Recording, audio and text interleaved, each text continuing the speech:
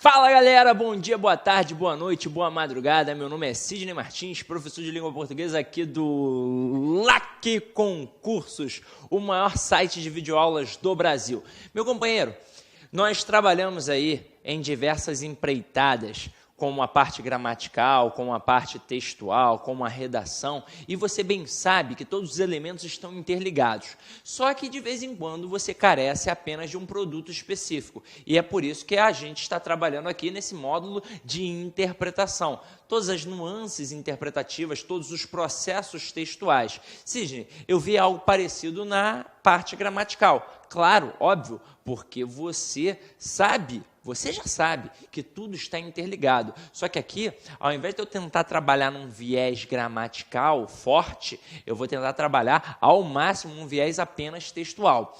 Hoje o nosso tópico é muito importante para as provas de concursos públicos. Dá uma olhada aí, ó. Coesão textual. Se tem um tópico importante hoje em dia para a gente, é a coesão textual. Isso cai em todas as provas de concursos públicos. Sem contar que quando a gente fala em coesão textual, eu tenho um tópico aí que é muito fronteiriço entre o aspecto gramatical e o aspecto textual, porque serão classes gramaticais que irão trabalhar nesses elementos de coesão textual. E automaticamente, quando eu penso em coesão, eu tenho que ter uma noção do que é coesão e coerência. Sidney, eu já tenho uma base. Eu sei que a coesão está ligada à estrutura e eu sei que a coerência está ligada ao sentido. É mais ou menos isso. Então vem aqui comigo e vamos começar a nossa brincadeira. Então olha aí o nosso primeiro slide.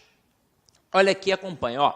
Um texto é um conjunto de parágrafos formados por conjuntos de frases, formadas por conjuntos de orações, formadas por conjuntos de palavras. A conexão entre essas partes de um texto forma uma coesão textual, ou seja, é um emaranhado de coisas. Eu tenho palavras, eu tenho frases, eu tenho orações, eu tenho períodos, eu tenho parágrafos, eu tenho o texto como um todo. E a conexão que haverá entre estes elementos chama-se coesão, ou seja, eles estão bem ligados.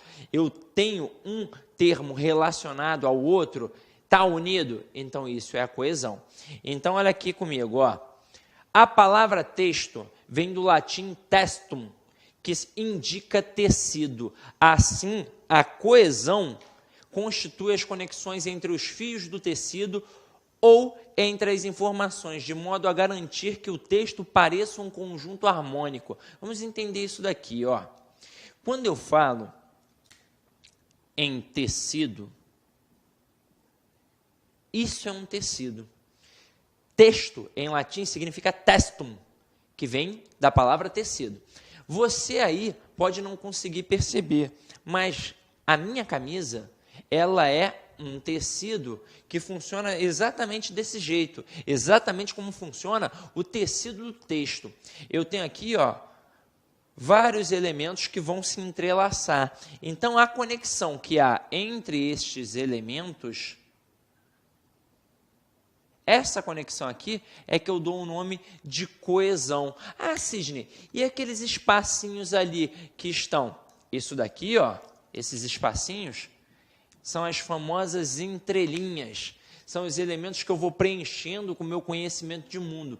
Então, você já está percebendo que a coesão serve para a ligação desses termos, mas é claro, eu não posso dizer que ela também não vai trabalhar com a coerência, porque a coesão vai servir de base para essa coerência. Então, vamos dar mais uma olhada aqui, ó.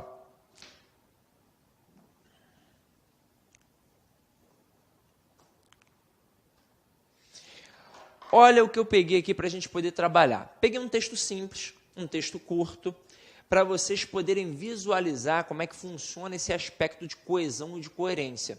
É claro que se a gente fosse pegar numa escala bem ampla, eu poderia dizer que a coerência é mais importante que a coesão, porque, afinal de contas, se faz sentido, se está sendo entendido, então está tudo bem. Agora, é óbvio que a coesão, apesar de estar numa escala dita menor que a coerência, ela trabalha em prol da coerência. Então, vem aqui comigo para a gente poder entender isso, ó. Eu marquei aqui algumas palavras desse texto para vocês perceberem como elas se relacionam a outras palavras. Então, olha aqui.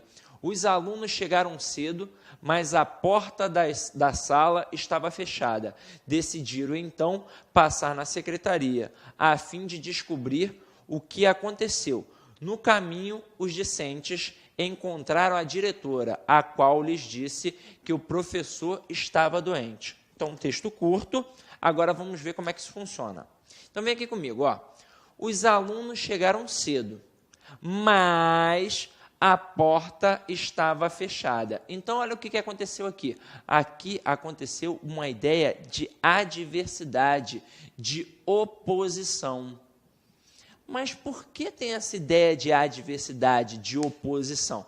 Então, o camarada ele chegou cedo ao curso, mas a porta estava fechada. Então, se a porta estava fechada, melhor fazer outra coisa, não é? Aí eles decidiram, então, passar na secretaria. Opa, os alunos chegaram cedo, mas a porta estava fechada. Eles vão ficar ali? Não. Diante disso, o que aconteceu? Eles decidiram, então, passar na secretaria. Então, aqui, ó, quem foi que decidiu? Os alunos. Então, esse verbo aqui, o decidiram, se remete à palavra alunos. Olha a conexão. Aí depois coloca um então, que dá uma noção de conclusão, porque eles chegaram a essa conclusão. O camarada chegou cedo ao curso, mas a porta estava fechada. O que está querendo dizer com isso? Ele conseguiu entrar? Não, ele não conseguiu entrar. Diante de tal situação, o que ele concluiu? O que ele decidiu? Ele concluiu que era melhor passar na secretaria, beleza? A fim de descobrir o que aconteceu. Então, quando ele se deparou com a porta fechada e decidiu ir à secretaria, porque ele concluiu que era a melhor coisa a fazer, ele foi com um intuito, com um objetivo, com uma finalidade. Então, este a fim de aqui, ó, indica finalidade. No caminho, os discentes... Opa, eu tenho um corpo docente e eu tenho um corpo discente. Quem são os discentes? Os discentes são os alunos. Encontraram a diretora, a qual, aqui eu tenho um pronome relativo que faz referência a este termo anterior aqui, diretora, lhes disse que o professor estava doente. Então, a diretora disse que o professor estava doente a alguém, não foi? A quem? A eles. A eles quem? Aos alunos, mais uma vez. Então, o que a gente percebeu aqui? Nós percebemos que temos elementos que fazem referência e nós temos elementos que dão uma sequência de sentido. É por isso que eu tenho a coesão referencial e a coesão sequencial. Quem normalmente indica a coesão referencial? Os substantivos e os pronomes. E quem indica a coesão sequencial normalmente? As conjunções. Então, meu querido, se você quer caminhar e estar a um passo na frente dos candidatos, você tem que ter atenção aos pronomes e às conjunções. Depois eu vou te dizer quais são os principais pronomes e como é que você vai fazer também para poder entender de forma ampla as conjunções, tá? Agora, acredito eu que a noção de referência e de sequência de sentido, você já começou a entender. Quem deu a sequência de sentido aqui? O mais, o então, o a fim de. E quem trabalhou com as referências? Todos os outros elementos. Beleza? Tranquilo? Então, olha aqui agora. Deixa eu apagar aqui para não ficar poluído visualmente. Nas provas de redação, os candidatos são frequentemente penalizados por não empregarem palavras que marquem a transição entre duas ideias ou dois parágrafos distintos. Chegou um momento importante. Eu sempre digo a vocês que redação nada mais é do que uma interpretação ao contrário. E no nosso material aqui ficou bem claro.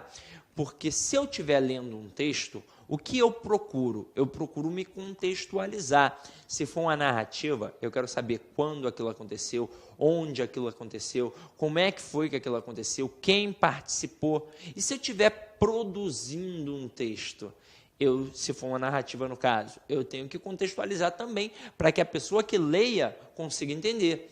Então, eu tenho que dizer quando foi, onde foi, como foi e quem participou. Ah, Sidney, mas e se for uma dissertação? Quando você está lendo, você procura o porquê e o para quê, não é? Então, quando você estiver produzindo, você também vai responder o porquê e o para quê. Então, esse exercício que a gente faz no molde de interpretação é o mesmo exercício que vai servir para a redação. Porque quando você está produzindo um texto, você tem que ter teu texto coeso. O avaliador vai reparar isso. Tanto uma coesão referencial, quanto uma coesão sequencial. Ah, Sidney, para que eu tenho essa coesão referencial aí muitas das vezes? Para evitar a repetição dos termos. Porque se eu estou falando, trocando uma ideia contigo, é óbvio que a fala tende a ser mais informal. E aí, eu posso repetir algumas vezes determinada palavra. E você não vai estranhar, porque isso é um processo natural da língua falada. Mas se eu estiver trabalhando com um texto escrito e repetir várias vezes um mesmo termo, o que vai acontecer? Eu vou demonstrar pobreza de vocabulário. E se eu demonstrar pobreza de vocabulário, eu terei problemas, não terei? Se eu não fizer as devidas conexões dentro do texto, eu também terei problema. Então, a coesão aqui, gente, esse tópico vai te auxiliar também na produção textual, tá? Então, vamos lá. Há basicamente dois tipos de coesão textual, como eu mencionei a vocês. A gente tem a coesão referencial e a gente tem a coesão sequencial. A coesão referencial aponta para os outros elementos no texto a fim de acrescentar novas informações sobre algo que já foi mencionado. Na verdade, o que vai acontecer com a coesão referencial? Eu posso ter um termo dentro do texto que vai fazer referência a outros elementos, que podem estar dentro do texto também, ou até mesmo fora do texto. E aí, é claro que se ele está dentro do texto, é muito mais fácil. Se tiver um pouquinho além do texto, aí eu vou ter que ter todo um traquejo para poder resolver. Em relação à coesão sequencial, olha o que vai acontecer. Encadeia as ideias no texto, estabelecendo entre elas relações lógicas, como noções de causa, consequência, oposição e por aí vai. Tempo, modo, finalidade. Então, a coesão sequencial é extremamente importante. E, meu companheiro, esses valores semânticos aqui são deveras importantes. Porque como é que você vai indicar uma causa, uma consequência no texto? Como é que você vai indicar uma oposição? Como é que você vai indicar uma finalidade, uma adição, se você não sabe as conjunções? Então, por isso, isso é muito importante. Tranquilo? Então, olha aqui. Vamos começar a brincar com o que a gente chama de coesão referencial. Vocês vão perceber que, de vez em quando, alguns exemplos serão similares a outros que nós vimos. Para quê? No intuito de fundamentalizar isso daí, na verdade, de massificar na sua mente. E aí você, com certeza, vai sair daqui, na verdade, da sua aula aí que você está em casa, falando, poxa, eu consegui aprender algo que era tão complexo.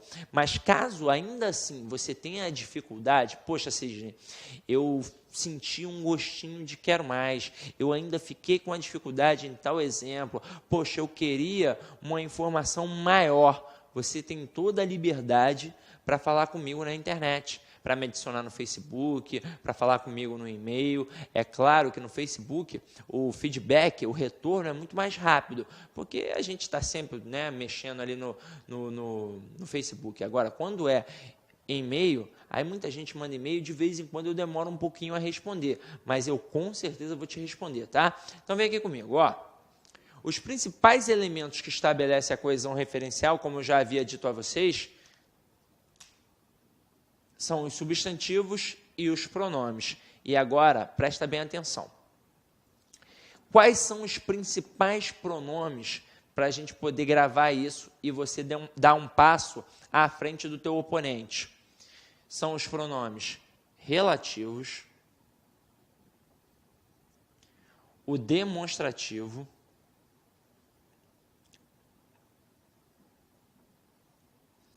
e o pronome pessoal. Se eu quiser esmiuçar, principalmente o pessoal oblíquo átono. Porque esses elementos vão sempre trabalhar. Poxa, Sidney, eu sei que tem 6 tipos de pronomes, não é verdade? É verdade. Mas esses 3 aqui sempre fazem referência.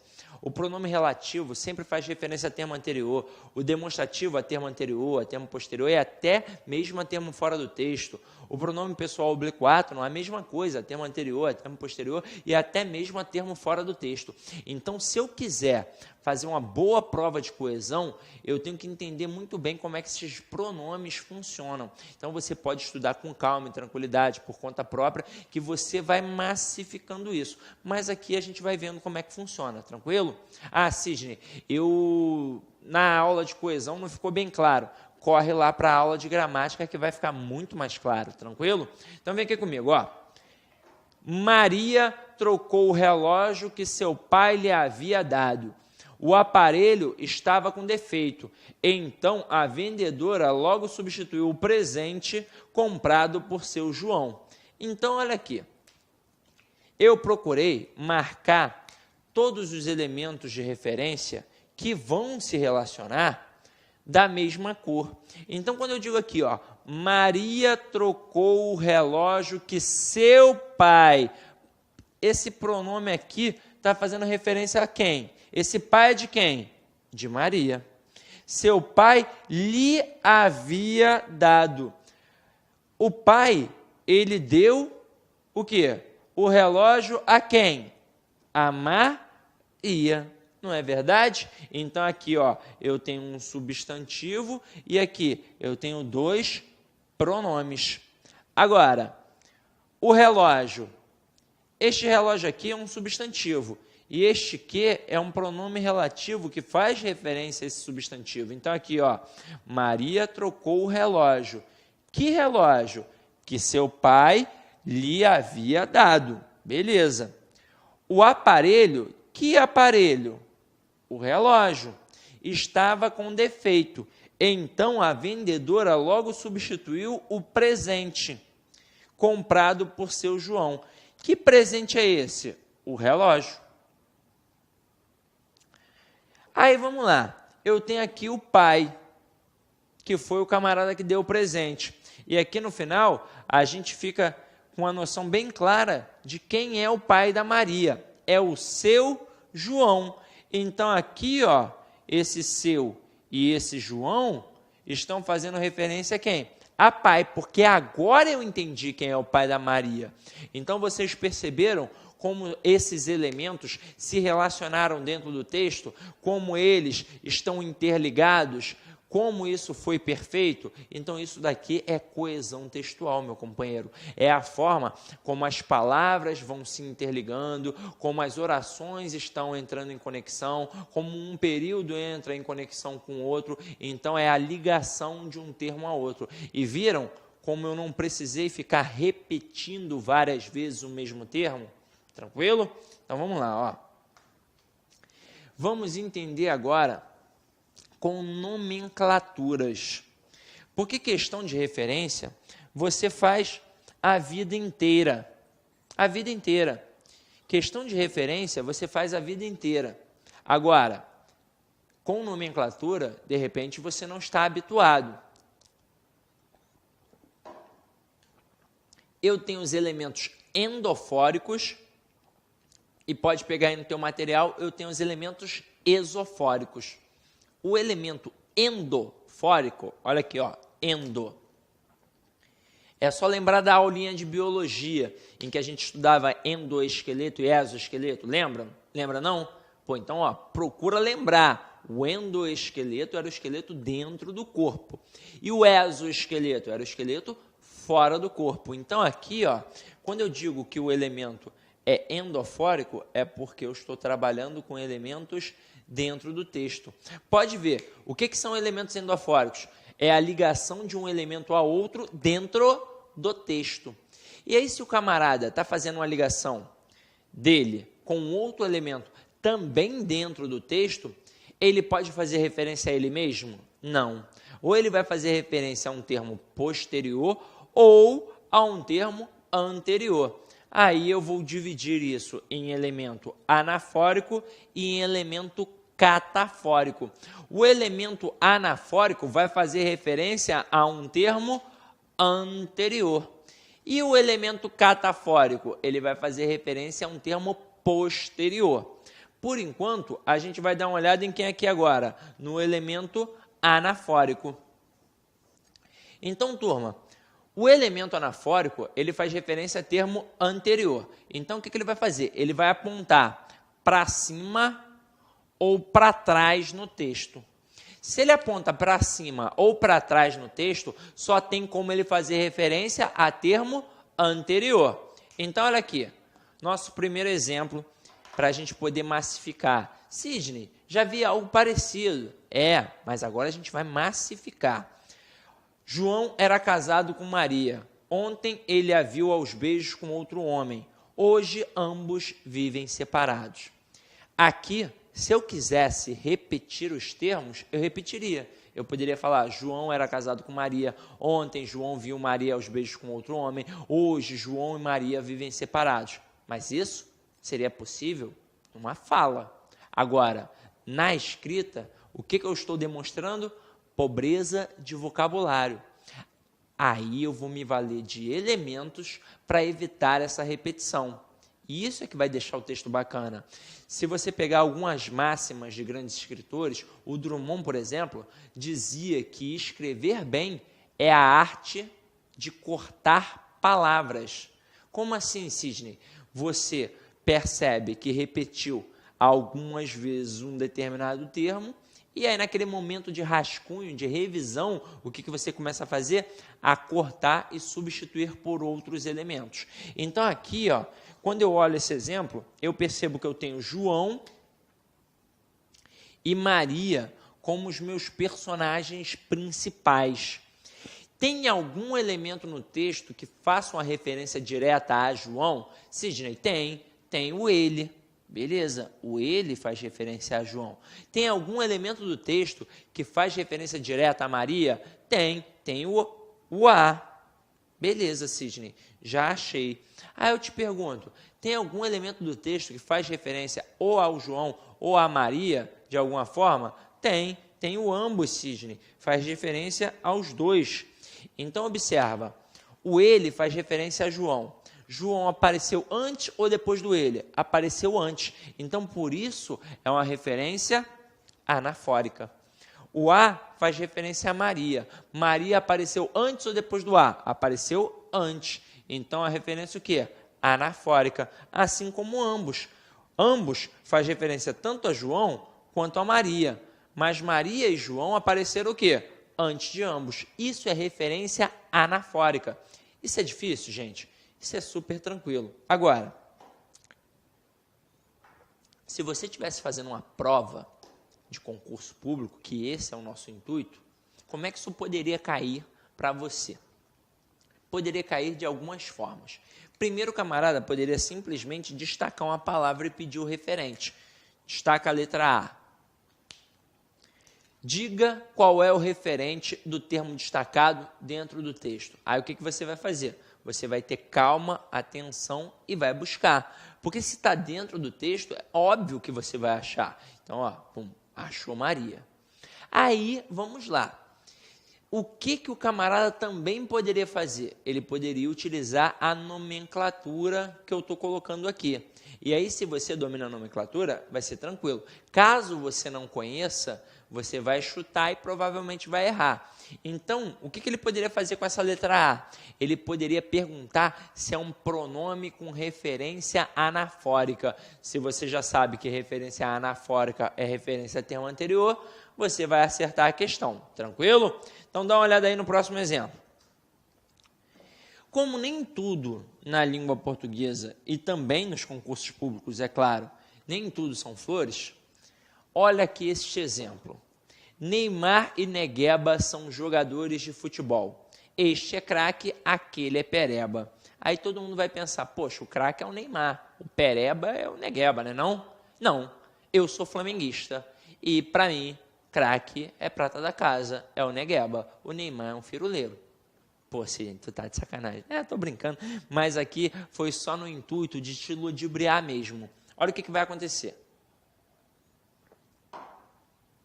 Quando eu falo dos pronomes demonstrativos, eu tenho uma relação de posicionamento.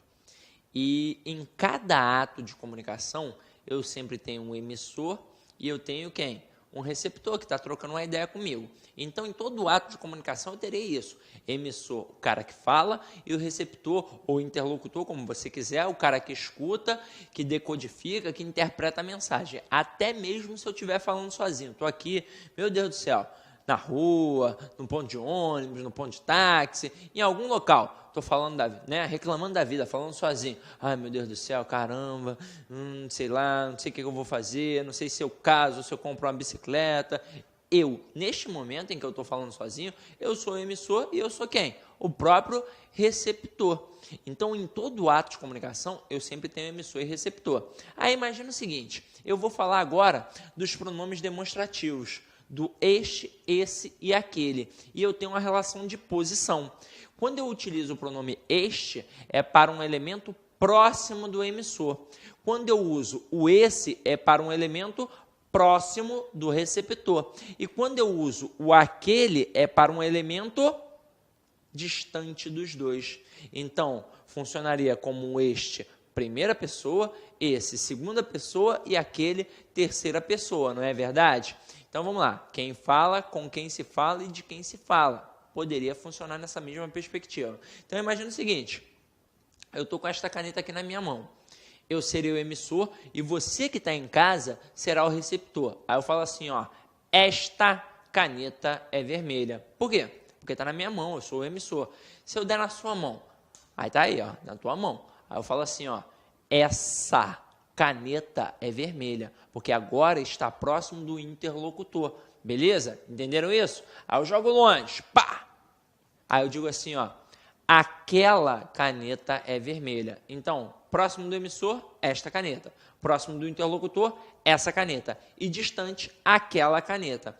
O problema é que em provas de concursos públicos, o que o camarada acaba fazendo quando tem essa questão de referência, de posicionamento em relação aos pronomes demonstrativos? Ele acaba utilizando sempre dois elementos. Só que se eu só tenho dois elementos, eu tenho um elemento mais próximo e eu tenho um elemento mais distante. Então, quando eu coloco aqui, ó, Neymar e Negueba são jogadores de futebol. Eu tenho dois personagens principais. Eu tenho o Neymar e eu tenho o Negueba. Este é craque, aquele é pereba. O este, ele não serve para falar do elemento mais próximo dentro do texto? Quem é o elemento mais próximo? É o Negueba. Ah, não, Sidney, aí no slide está o Neymar. Não, meu companheiro. Olha o que vai acontecer aqui. É num processo cursivo. Então, é como se o texto, ó, tivesse uma direção infinita. Então, eu vou seguindo, ó. Tá aqui, ó, no Negueba. Então, o Negueba é o elemento mais próximo do este. Então, o craque é o Negueba. Consequentemente, como aquele fala do referente mais distante, quem é o referente mais distante? É o Neymar. Então, aqui, ó, o pereba é o Neymar. Como isso poderia cair em provas de concursos públicos? De 3 formas. Então, o camarada poderia simplesmente destacar o aquele e pedir a você o referente do termo destacado. Aí você ia procurar e você ia acabar achando Neymar, porque está dentro do texto, é fácil de achar, é só ter calma e atenção. Agora, ele poderia utilizar a nomenclatura e perguntar se é um elemento que faz referência anafórica. Com certeza. Ah, faz referência catafórica. Catafórica é quando aponta para frente. Não, está errado. Então você sabe disso. Ou ele poderia dar uma floreada na questão, parecendo até uma questão de interpretação. Como assim, Sidney? Eu tenho a compreensão e eu tenho a interpretação. Eu vou mencionar isso com vocês diversas vezes. A compreensão é algo que está dentro do texto. Dentro. Isso significa que se eu procurar, eu vou achar. Tanto é que as questões de compreensão textual, elas têm um comando muito similar. É segundo texto, segundo linha tal, segundo parágrafo tal, segundo termo tal. O que eu preciso para poder responder questões assim? Eu preciso ir lá, onde a questão está me mandando. Linha tal, parágrafo tal, termo tal. Só que se a questão de compreensão está dentro do texto, eu vou achar, é só ter calma e atenção. Quando fala de interpretação, é algo que vai além do texto. Então, isso significa que eu tenho que ter um bom conhecimento de mundo. Bons livros, bons filmes, boa música, viagens. Ah, sim, ferrou então. Porque eu não li, eu não vejo bons filmes, eu não li bons textos, eu não fiz viagens, eu sento e choro? Não, meu companheiro. A tua experiência empírica também faz toda a diferença. Quanto mais você vive, mais experiência você vai adquirindo. E se você sabe que você precisa adquirir uma leitura para ter um bom conhecimento de mundo, corre atrás, vai lendo. Os próprios textos das provas de concursos públicos são textos maravilhosos, que com certeza vão despertar a sua curiosidade e vai, é óbvio, te auxiliar aí na aquisição de conhecimento. Agora, vem aqui comigo. O camarada poderia fazer assim, ó. Dentre os personagens apresentados no texto, qual é aquele que se caracteriza por ser um péssimo jogador de futebol, ou seja, um pereba? Poxa, quem é que vai ser? É o Neymar. Nas 3 questões, o que eu apenas fiz? Busquei o referente do termo aquele. Então, turma, isso é referência textual. Então, o este faz referência a Negueba, que apareceu antes, e o aquele faz referência a Neymar, que também apareceu antes. Então, referência anafórica. É claro que no dia da prova, um termo pode estar na linha 3 e o referente só na linha 7, na linha 8, na linha 9. Para quê? Para tentar dificultar a tua compreensão. Mas se você tiver calma e atenção, você consegue responder, tranquilo? Agora, vamos mudar de batida. Eu tenho o elemento catafórico. Ele vai fazer sempre referência a termo posterior. Então, ele vai apontar para frente e para baixo no texto. Se ele aponta para frente e para baixo no texto, só tem como ele fazer referência a termo posterior. Então, olha aqui comigo. Ele jurou aumentar o salário dos professores. O prefeito Eduardo Paes. Ficou só na jura, né? Para com isso, Sidney. Dudu é gente boa pra caramba. Vem aqui comigo, ó. Quem é esse ele? Esse ele está fazendo referência ao prefeito Eduardo Paes. É o Eduardo Paes. Então, apontou para um termo anterior ou para um termo posterior? Para um termo posterior, não é verdade? Então, foi uma referência catafórica. Vocês perceberam que no outro slide que eu utilizei, ó, eu havia utilizado o pronome ele. Então, como eu já tinha utilizado o pronome ele, você deve estar pensando, poxa, não depende do contexto, não? Como é que vai funcionar? Não é um tipo específico? Não, tanto faz. Se eu tenho o ele, este ele pode apontar para um elemento anterior, para um elemento posterior e até para um elemento fora do texto. Eu tenho que observar ali como é que ele está funcionando, qual é a intenção. Então aqui, ó, não há um tipo de pronome específico para sempre ser trabalhado de tal forma. Eu tenho que observar o texto, o contexto, para ver como é que está funcionando, tranquilo? Então aqui, ó, o ele aponta para o prefeito Eduardo Paes, que foi um termo posterior, consequentemente, uma referência catafórica. Olha o próximo. Dele eu só quero a pensão dos meus filhos. Romário. Esse dele está fazendo referência a quem? Romário. Faz um montão de filhos e a mulherada quer o quê? pensão, não é verdade? Então, turma, este dele aponta para um elemento anterior ou um elemento posterior? Um elemento posterior. Então, a referência é catafórica. Tranquilão? Gente, mais fácil que isso, só 2 disso. Só que agora, presta atenção que tem uma observação importante. Olha aqui. A elipse de um termo também funciona como um elemento coesivo anafórico. O que é uma elipse? É a omissão de uma palavra. Quando a gente estuda figuras de linguagem, a gente acaba entendendo muito bem como é que isso funciona.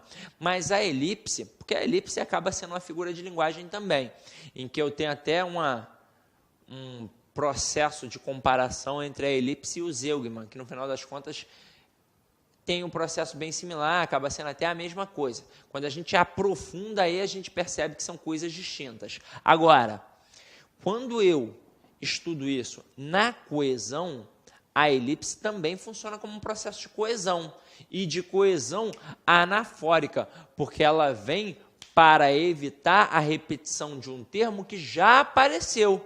Porque, afinal de contas, como é que eu vou evitar a repetição de um termo que ainda não apareceu? Tem que ser de um termo que já apareceu. Então, aqui, ó, comi uma torta de maçã e uma de figo. Uma o que de figo? Ó, uma torta.